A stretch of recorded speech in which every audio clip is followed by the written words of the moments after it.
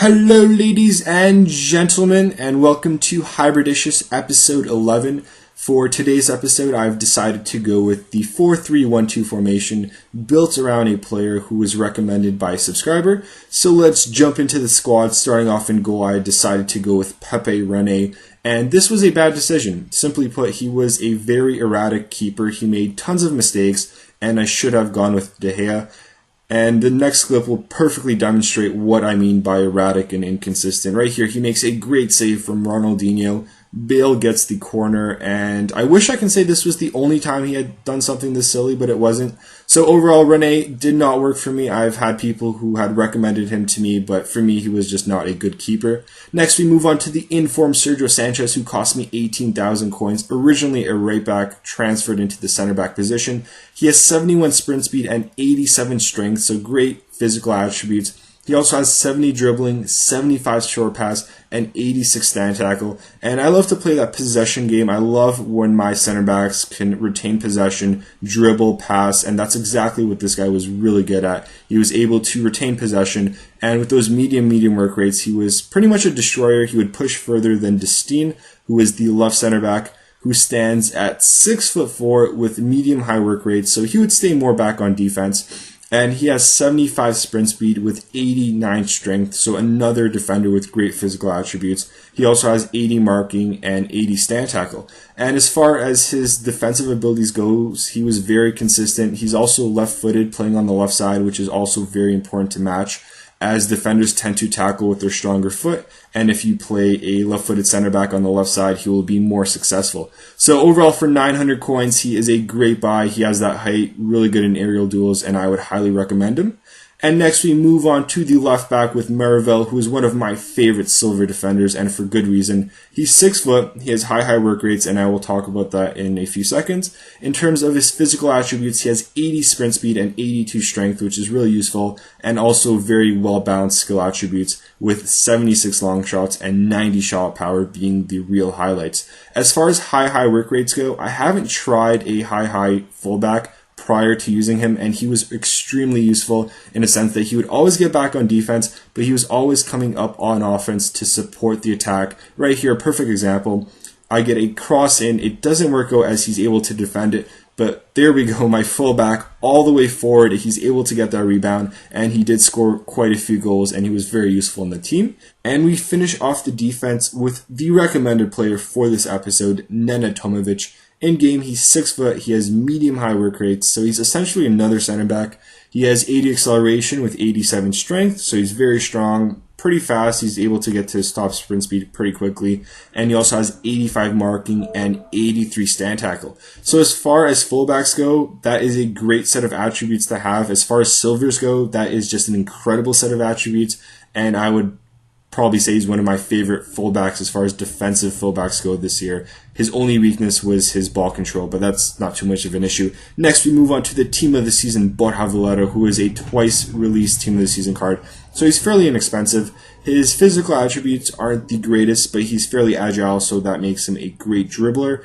And he's also a terrific passer, and he has great ball control. I believe he has 88 vision, 92 long pass, and 91 short pass, accompanied with 90 ball control. So his ability to pass, retain possession with his ball control, his dribbling, was a huge bonus as he kind of played that Xavi role, and he was able to dictate the flow of the game, and right there he scores a nice overhead kick for me. So next we move on to the central center mid, and in this position I had gone with Toulalan, who is one of my favorite defensive mids on head-to-head, as pace is not that much of an issue.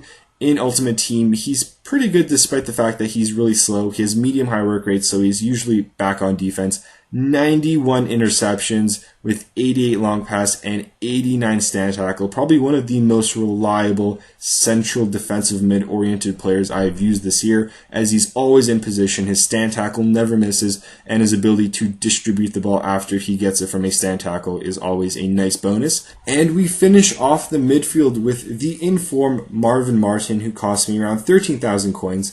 In game, he's 5'7". He's fairly agile, a great dribbler with 85 dribbling. The only downfall is his 3-star skill moves, as I do like the skill, and he's limited to 3-star skills. He does have 89 short pass, so he's pretty good at distributing the ball, but his greatest attribute is definitely his 70 strength, as he was able to fend off most fullbacks, midfielders, and in certain situations, center backs, so that was a great bonus to have on such a small player.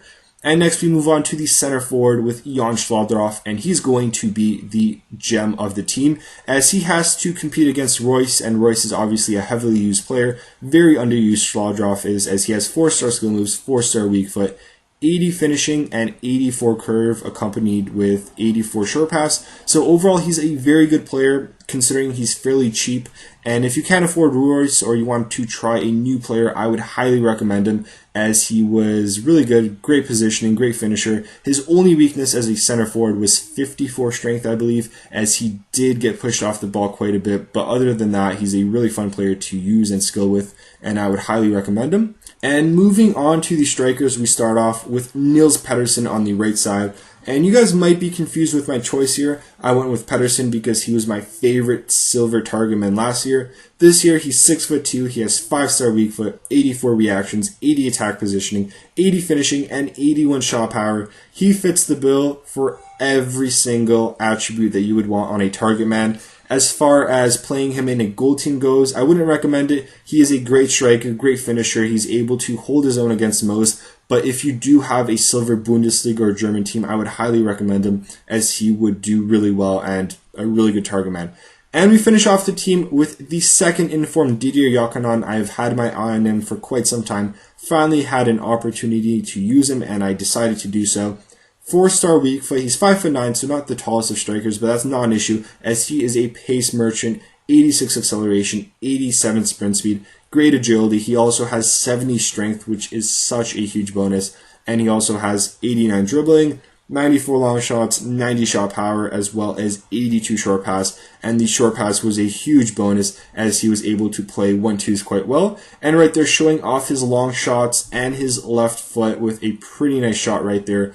And overall, he's just a great striker. He's fast, he's strong, great dribbler, great finisher, and I would highly recommend him, as he's not too expensive. And right there, showing off his strength, as he's able to push off Danilo, who's one of the stronger fullbacks in the game. So an overall review, I would recommend this team to you if you like to play the possession game, as the midfield was quite slow, and they were mainly focused around their ball control and their passing. The defense was very strong, with the exception of Pepe René, who made tons of mistakes, and the attack was quite fun to use. If you are going to build this team, I would recommend not using Pedersen, as I mainly put him in there because I wanted to try him out since I was a huge fan last year. So I will leave this off with a goal from Pedersen. And as always, this has been Adrian, and I hope you have yourselves a wonderful day.